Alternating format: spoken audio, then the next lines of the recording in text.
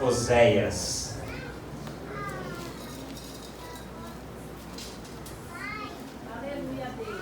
Oséias, capítulo de número 10.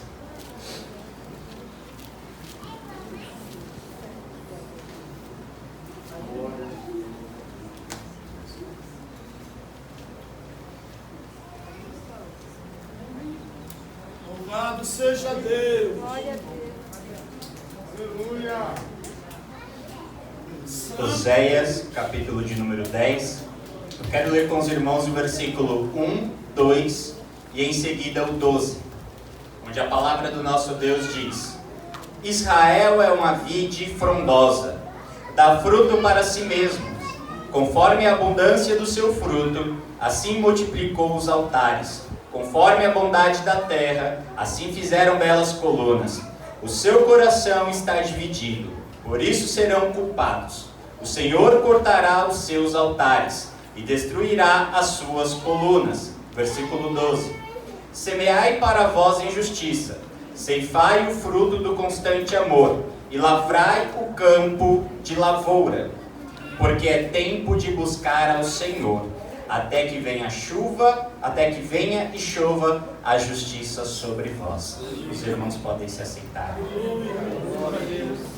O pastor abriu o culto de hoje com o Salmo de número 1, onde ele fala o pastor falou acerca de ser compungido pela palavra de Deus. E ser compungido não é nada agradável. Ser compungido significa uma lança, algo que tem seja pontiagudo, Paulo, e te acerta por entre as costelas. Isso é ser compungido. Te tira do lugar, te tira do conforto, porém se faz necessário. E assim é a palavra do nosso Deus. Ela vem e nos confronta, nos compunge para o quê? Para que haja uma mudança. E depois eu vi que alguns louvores falaram acerca da presença de Deus. E algo maravilhoso é sentir a presença do nosso Deus. Porém o salmista, ele diz: certa feita que 1000 cairão ao teu lado, 10.000 à tua direita, e eu não serei atingido. Por quê? Porque ele não saiu da posição. Sentir a presença de Deus é bom, mas melhor é permanecer na presença de Deus. E o Fabinho comentou algo que me chamou muito a atenção, acerca de tomar a forma do mundo. E o Romanos 12:2 diz, não vos conformeis com este século, mas transformai-vos pela renovação do vosso entendimento. E com base nisso, meus amados, vamos ao texto que nós acabamos de ler, Oséias, capítulo de número 10. Antes de eu entrar aqui no contexto dessa palavra, eu quero dizer para os irmãos que Oséias, um profeta considerado como um dos profetas menores, não por ser menor em capacidade, mas por ter exercido falado menos do que outros, como Isaías e Jeremias. Mas este profeta profetizou em Israel, no Reino do Norte, entre o ano de 755 a 710 a.C. Sua mensagem, a maior parte dela foi dirigida ao Reino do Norte. E o que é o Reino do Norte e o que é o Reino do Sul? Pois bem, vamos lá. No livro de Reis, vai falar acerca da história do povo de Israel a partir dos seus monarcas. Então ele vai falar a história de Davi, um homem segundo o coração de Deus. E este homem, quando está prestes a morrer, ele dá instruções ao seu filho Salomão. E a Bíblia diz que Davi, ao morrer, Salomão assume o trono de Israel. Neste momento ainda não há reino do norte, não há reino do sul. Salomão assume aquele reino. E a Bíblia vai nos dizer que, certa feita, este jovem faz um holocausto de 1000 animais sendo sacrificados para Deus. A Bíblia nos diz ainda que naquela mesma noite, Deus aparece a Salomão em sonhos e diz a ele: pede-me o que queres e eu te dou, e eu te darei. Então Salomão, ele pede o quê? Um coração sincero. Ele pede que ele tenha discernimento para julgar e conduzir aquele povo. Ele pede, note, um coração sincero. Marque isso na sua mente, um coração sincero. Deus se agrada daquele pedido, irmão Eric.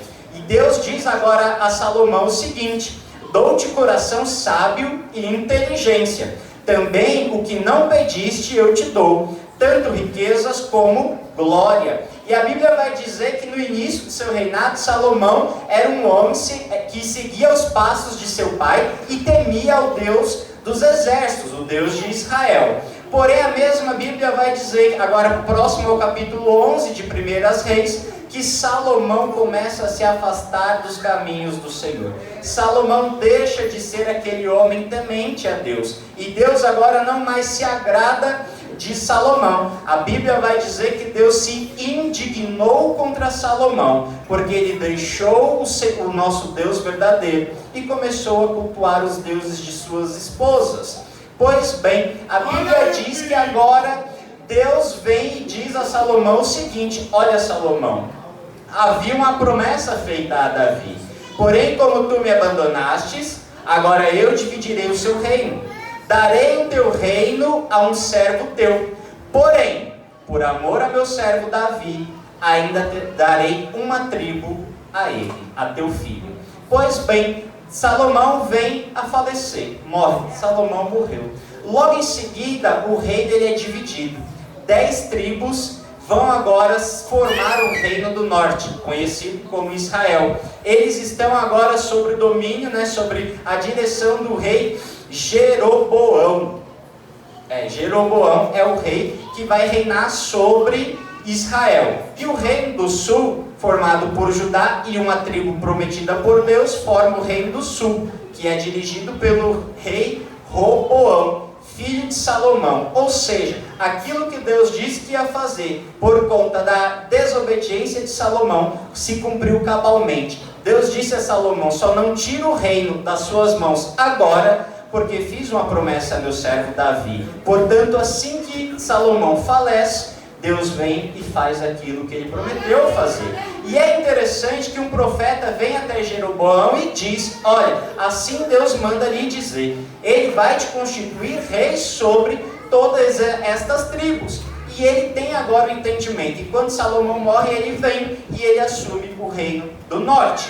O que me chama a atenção aqui, meus amados, é que quem fez a divisão foi o próprio Deus. Não foi 2 homens que chegaram e disseram: vamos dividir o reino de certa forma? Não, foi o próprio Deus que fez. Porém, Paulo, Deus fez uma divisão política. Deus em momento nenhum disse: a partir de hoje cada um segue uma religião diferente. Não, ele apenas fez uma divisão política entre aqueles reinos. E no capítulo 12 de 1 Reis ainda, Jeroboão ele começa a pensar o seguinte: o reino foi dividido, o povo está aqui comigo, porém está chegando o momento de oferecer sacrifício.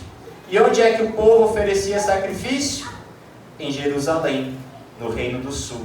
E agora Jeroboão começa a pensar consigo: Daniel, peraí, se o povo que me serve subir até Jerusalém para oferecer o sacrifício, eles vão me deixar, vão seguir a Roboão, porque é descendente de Davi, e certamente eles me matarão. Então agora Roboão tem essa preocupação: não posso deixar o meu povo ir até Jerusalém. E qual é a ideia que Jeroboão tem? Ele toma conselho com alguns, e ele produz 2 bezerros de ouro. Jeroboão toma conselhos e produz 2 bezerros de ouro. A Bíblia vai nos dizer que ele coloca um em Betel e um na cidade de Dan. Ele reúne agora o povo e diz: não mais se faz necessário subir até Jerusalém. A partir de hoje, esses são os seus deuses. Estes são os deuses que tiraram os vossos pais da terra do Egito.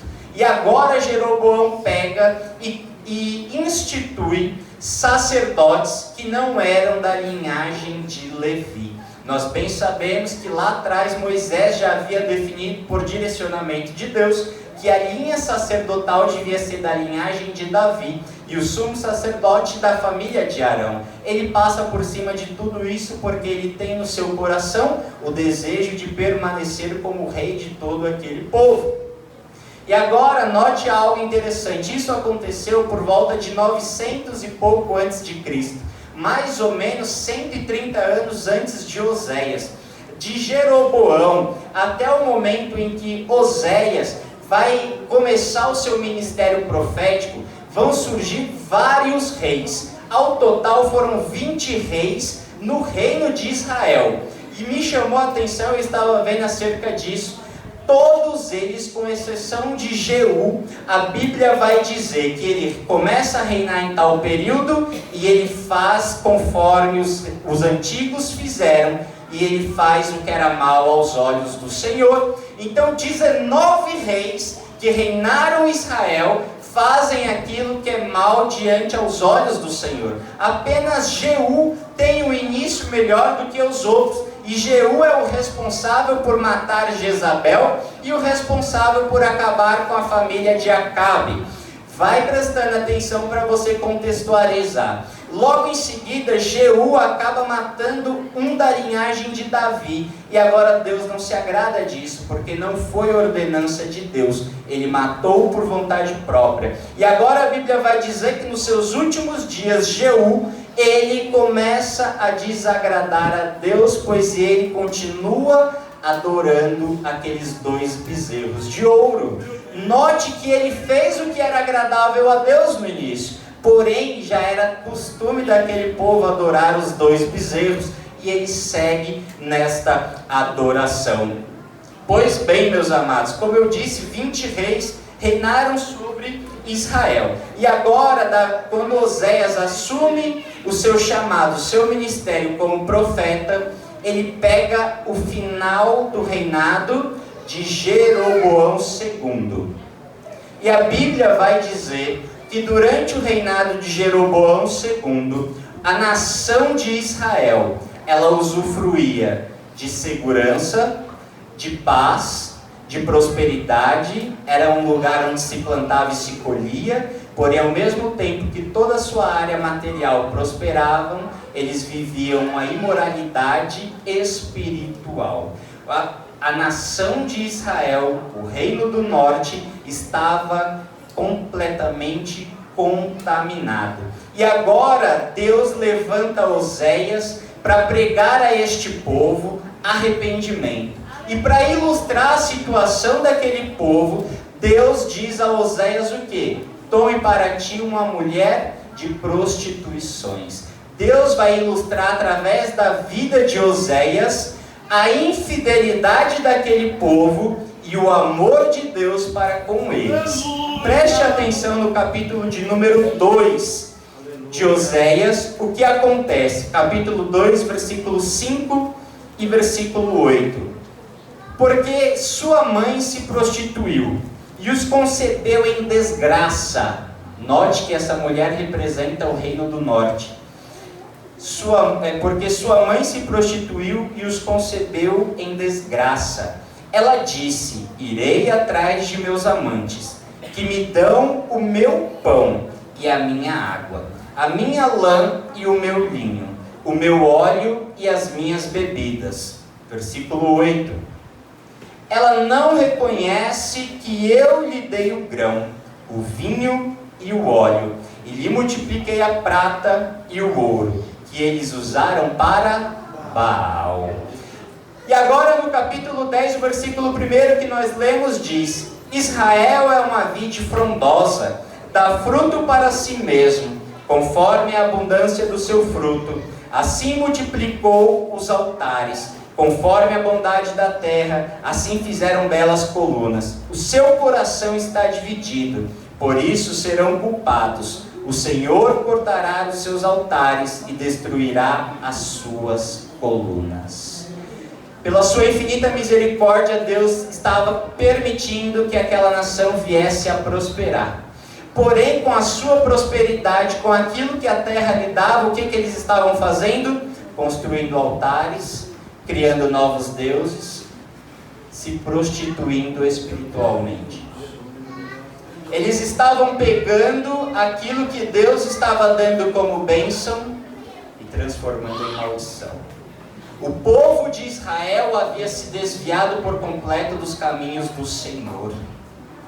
A apostasia de Israel era tão grande que eles estavam pegando essas bênçãos do Senhor e transformando em ídolos. Estavam sendo infiéis a Deus. O coração daquele povo estava dividido, Rafael.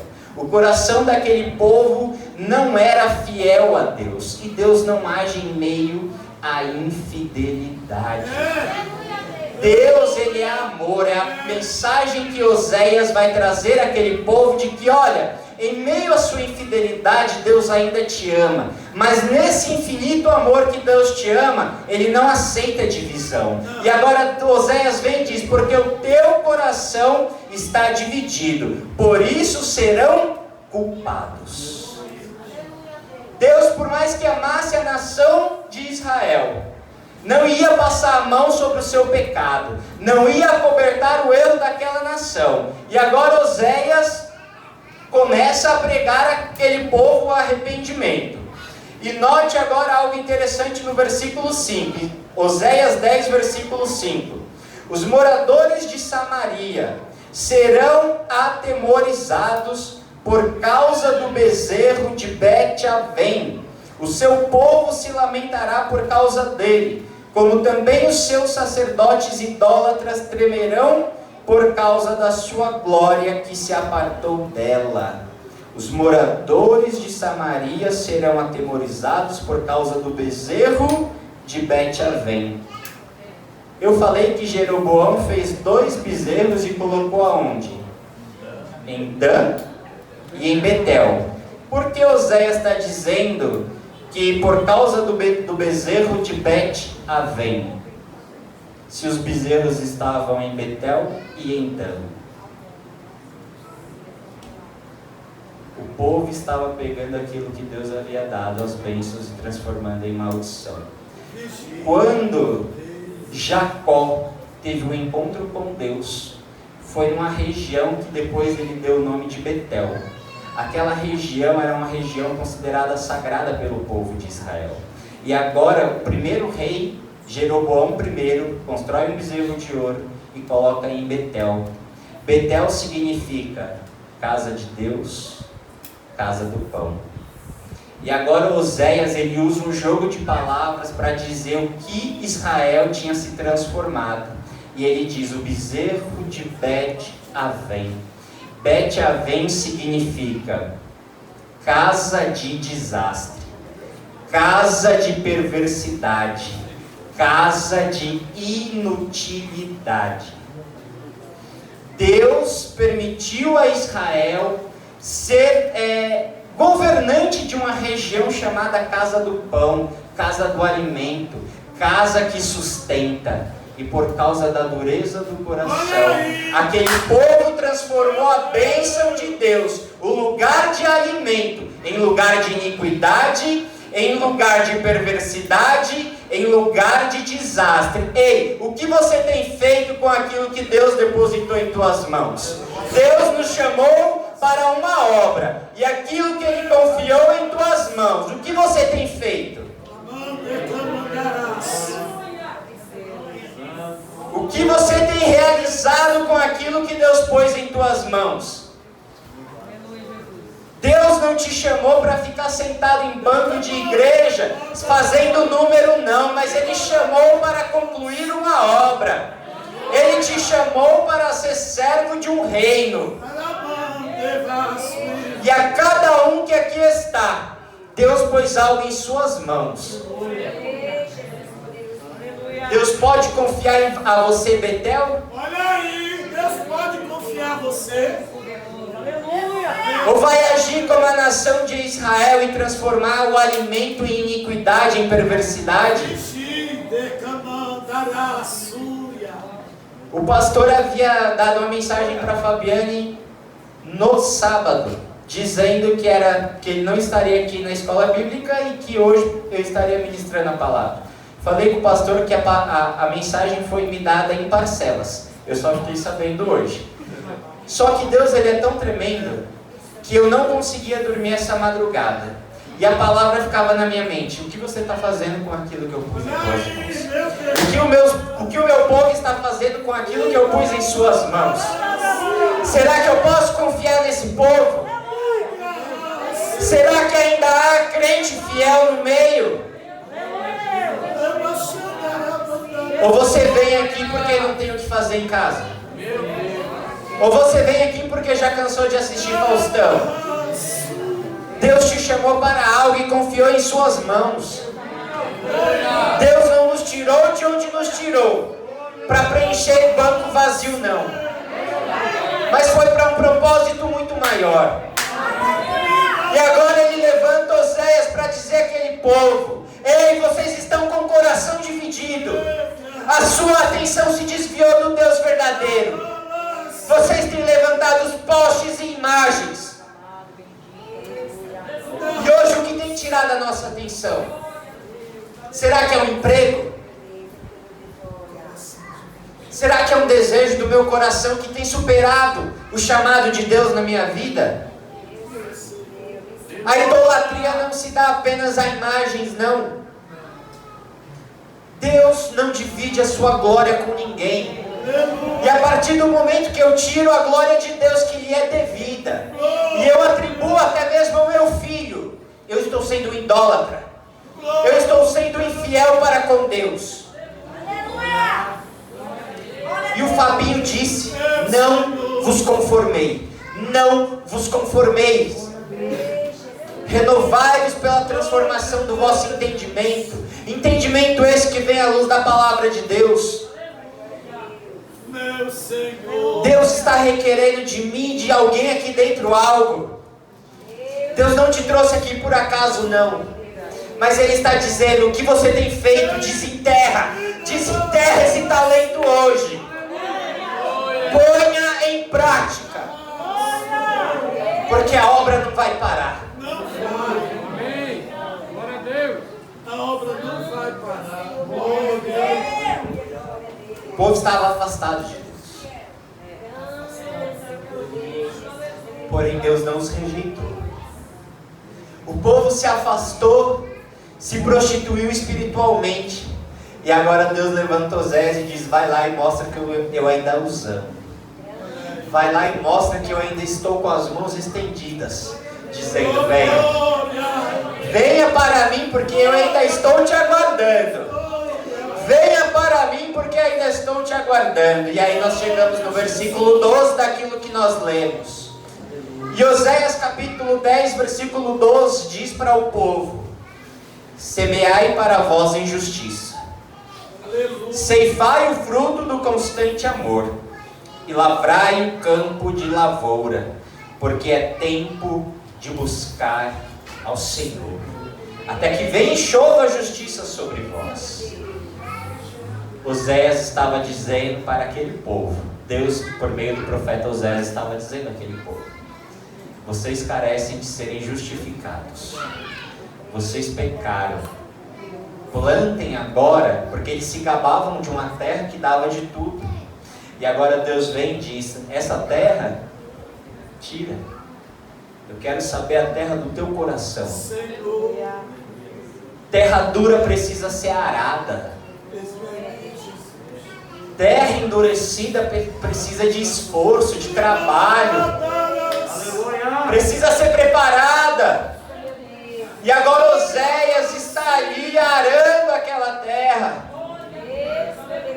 E quando eu olho para uma terra sendo arada, eu vejo aquele chão que a princípio ele é perfeito. De repente vem algo que vem lhe rasgando. Vem algo que vem fazendo aquela risca. E é assim no coração do povo de Israel, Deus dizendo: é necessário rasgar esse coração duro.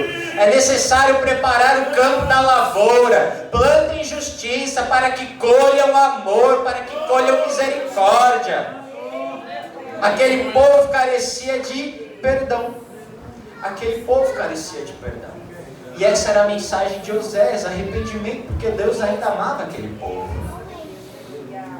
O coração estava endurecido pela apostasia. A apostasia, ela não chega, bate na porta e fala: olha, prazer, eu sou apostasia, eu quero te afastar da presença de Deus. Não é assim. É aos poucos, devagar. É aos poucos, é através de conselhos, é através de amigos, pseudo-amigos, aqueles que dizem que, olha, eu tenho algo valoroso para você. E agora começa a entrar a apostasia. Pensa que o cristão se desvia lá fora? Se desvia aqui dentro. Dentro da igreja. Lá fora só é a consequência final. E Deus está dizendo àquele povo: a apostasia tomou conta, mas se tiver justiça, vai ter fruto de amor. Lembre-se de que aquele povo ainda não experimentou o tempo da graça. Aquele povo ainda não sabia o que era a graça manifestada por Deus em Jesus Cristo. Então Deus vem e diz a eles: se corrija, plante justiça, tenha atos que te justifiquem, tenha atos que te mostrem que você não está mais naquele caminho de coração dividido, mas que agora é um coração fiel a Deus. Meu Deus! Então a palavra de Oséias, ela é dura, mas ela é revestida de amor. E nessa noite eu trago a mesma palavra, porque o pastor falou: a palavra de Deus é viva, é eficaz. A princípio ela pode doer, ela pode compungir, mas o resultado é vida eterna. Mas o resultado é salvação, é transformação. E assim como Deus tratou com Israel, Ele trata comigo e contigo nessa noite. O povo estava afastado de Deus, Deus não os rejeitou. Aquele povo precisava semear justiça para colher o fruto do amor. Os seus campos eram férteis, porém o campo do coração seco. Como está o campo do teu coração nessa noite? Senhor, glória, tu sabes, Jesus. Como está o campo do teu coração? Abra sua Bíblia comigo no Evangelho, segundo escreveu Lucas. Capítulo de número 8. Sabes, ó Deus, que eu mando na paz. Glória a Deus. Devasso de res. Lucas 8, Na semente a partir do versículo 4. Ajuntando-se grande multidão e vindo ter com ele gente de todas as cidades, falou por parábolas. Um semeador saiu a semear a sua semente. Quando semeava, uma parte caiu à beira do caminho, foi pisada e as aves do céu a comeram. Outra caiu sobre a pedra e nascida secou, porque não tinha umidade.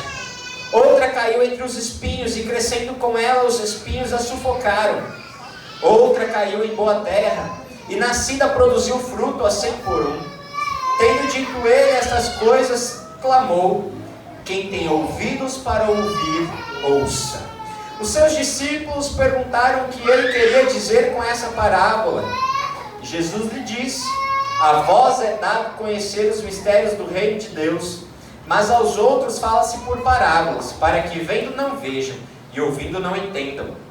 Essa é a parábola. A semente é a palavra de Deus.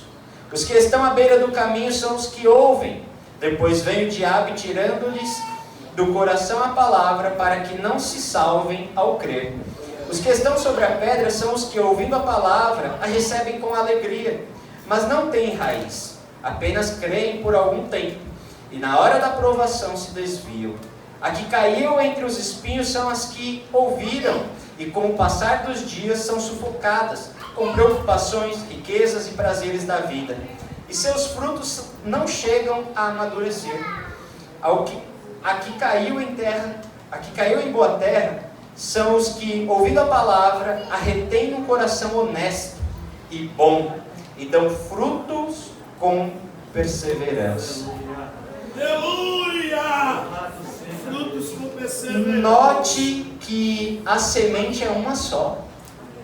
A semente, ela não deixa de ser boa ou ela é um pouquinho pior em alguma terra. A semente é boa, porque ela é a palavra de Deus. A questão é onde ela está sendo semeada. Como está o seu coração nessa noite? Está sufocado? Tem algo sufocando a palavra de Deus? Está faltando criar raízes? Na oração que o diácono Sidney fez, ele falou: Senhor, prepara os corações para que a sua palavra vá e produza o resultado para o qual está sendo enviada.